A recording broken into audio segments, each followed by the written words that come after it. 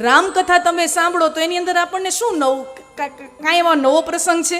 સીતાજીનું હરણ છે ને એ રાવણ જ કરે છે, કુંભકર્ણ નથી કરતા. સીતાજીનું હરણ રાવણ જ કરે છે. કથા વહી કી વહી હૈ. પણ તમે જેટલી વાર તમે સિરિયલ ટીવીમાં તમે જોતા હશો, 30-40 વર્ષ પહેલાં તમે જોઈ, પછી હમણાં કોરોનાના સમયમાં જ્યારે લોકડાઉન થઈ ગયું હતું ત્યારે વળી પાછું ટેલિકાસ્ટ થયું તો આપણે કેવા ટીવીની સામે ચોંટી ગયા હતા. ક્યું પહેલે નહીં દેખી હતી ક્યાં? અરે આપણને બધાને એના ડાયલોગ ગોખાઈ ગયા છે, એટલું બધું જોઈ લીધું છે. ડાયલોગ ગોખાઈ ગયા હોય ત્યાં સુધી આપણે રામાયણ અને મહાભારતની સિરિયલો જોઈ.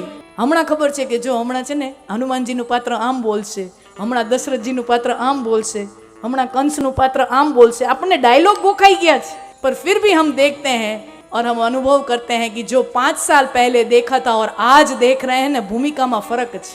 5 વર્ષ પહેલા રામકથા સાંભળી હતી, વાંચી હતી, અને આજે ફરી પાછી 10 વર્ષ પછી, 5 વર્ષ પછી સાંભળો, વાંચો, તમને એક નવો અનુભવ થશે. તમને એમ થશે કે આજે જે સમજાણું ને 5 વર્ષ પહેલા નહોતા સમજ્યા, આજે જે સમજ્યા એ 10 વર્ષ પહેલા નહોતા સમજ્યા, આજે જે એ પ્રસંગમાંથી મને જે મળ્યું 5 વર્ષ પહેલા મને એમાંથી કંઈક બીજી ધારણા મળી. तो क्या है, प्रसंग वहीं का वहीं है.